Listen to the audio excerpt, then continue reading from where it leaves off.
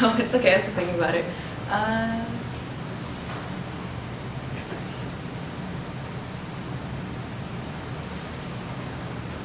can't really think of any right now, but I think it's because, like, when I get there, I'll figure it out and I'll just let it happen, but also know how to deal with it when the time comes.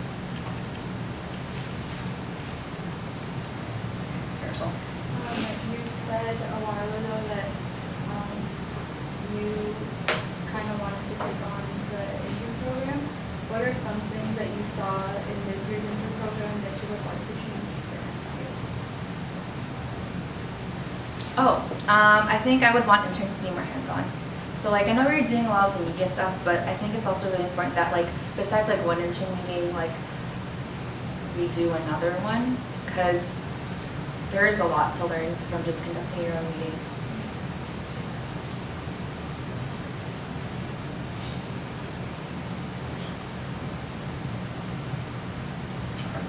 I don't know if you already answered this question, but aside from like the duties of CDVP, like PACS and like doing workshops related to career development, what else would you do? What else would you want to do next year?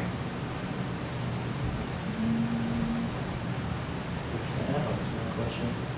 Like, what is like the potential of career development vice president that you see? This is the same thing. Like,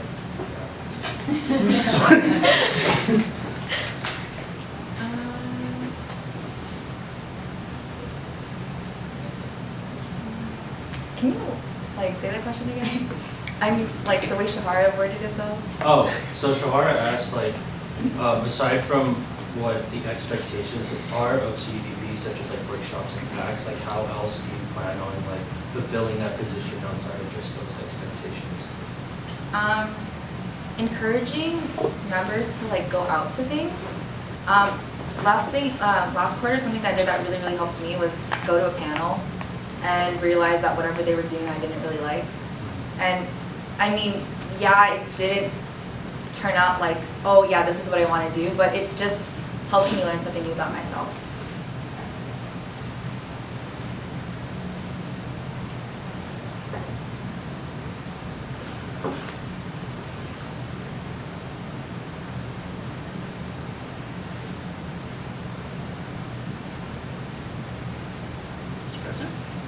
Should you be elected as CDVP, how do you plan on balancing that responsibility of being an executive board member in combination with like all your other responsibilities and duties? I think that's been a work in progress for me. So my first year, I didn't really want to get too involved. I just focused on school and work, because I wanted to make sure that I had a good grasp on that before I took on other responsibilities that were more time consuming. So like this year was definitely like a way for me to figure out how to do that. And I think it all comes down to time management and understanding your priorities and just like planning everything on time.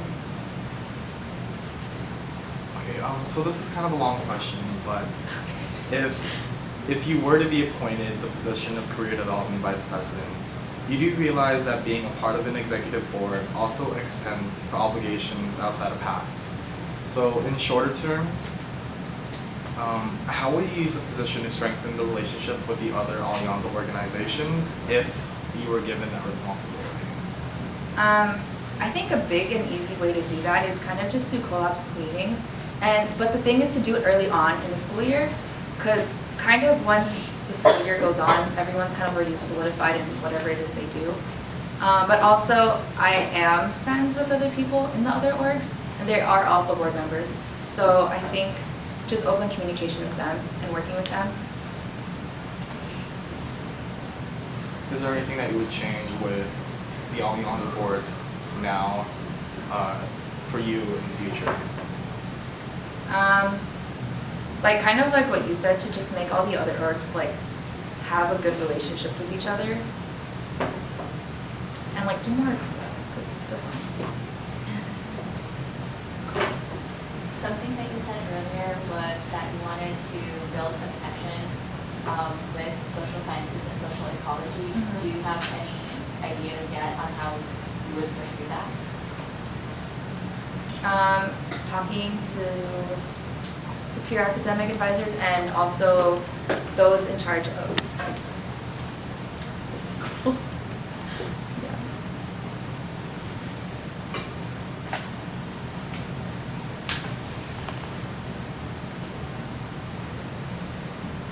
Any more questions? Mr. President?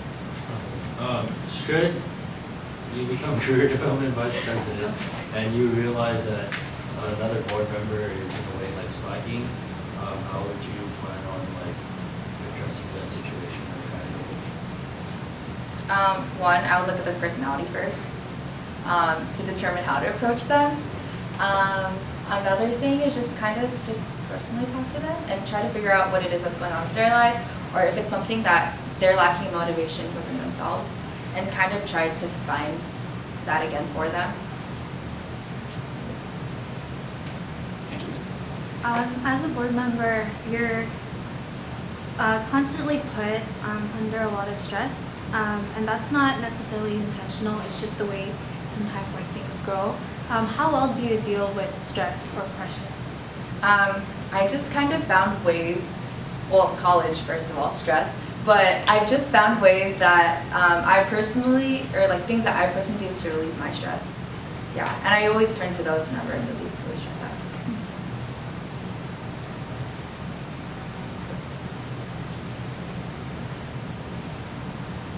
Here's a fun one. What do you think board did well this year and can be a lesson that can be carried on into next year? I think that like one thing I really learned from you guys is that you guys are very, very close, and that's something that I want for my board next year if I do become CDVP. But I think that when you are close to one another, you work better together because you can communicate more.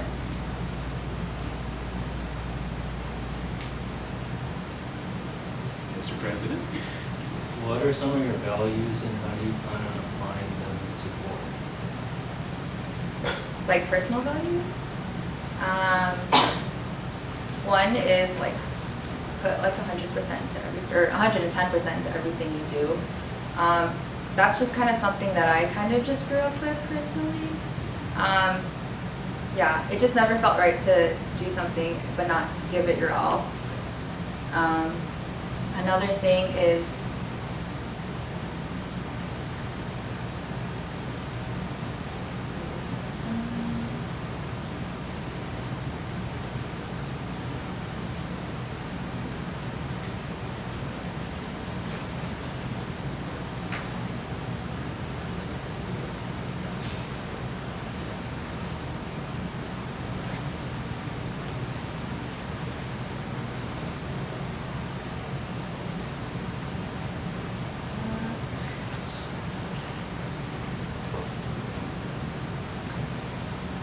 wait, I'm still thinking. I have it. I just can't.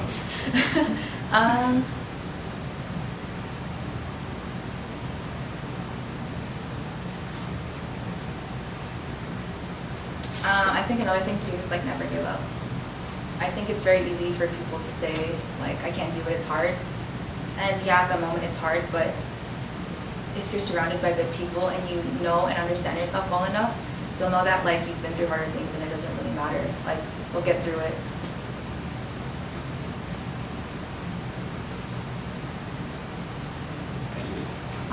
This kind of ties back to many responses that you gave actually to some of the questions, but I ultimately want to ask you, what does PASS mean to you?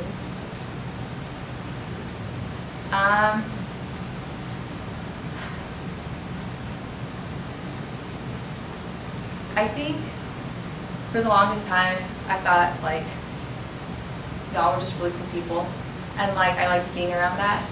But I think there was one night that I really, really needed someone, and they showed me what PASS really meant, and at that moment I understood what it meant to everyone, where it's like they're just basically your family, and like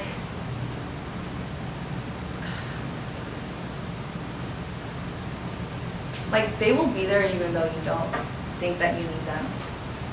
And I think that's kind of what that means to me, and I kind of want to give that to others.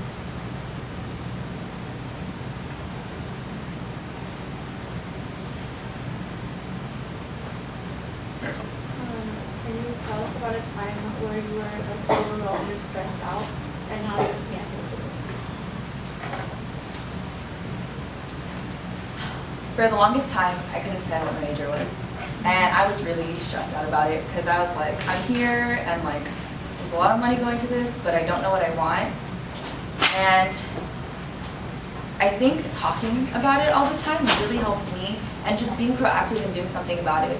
Where people are always like, oh, just take classes, whatever. And I was like, okay, that's cool, but like for me, it didn't feel enough. So I would just always like talk to anyone and everyone I could, and just like hear their stories and see how like it eventually all worked out for them. And I think knowing that whether they wanted to end up in that place or not, they ended up in a good place, like gave me comfort knowing like, I'll be fine.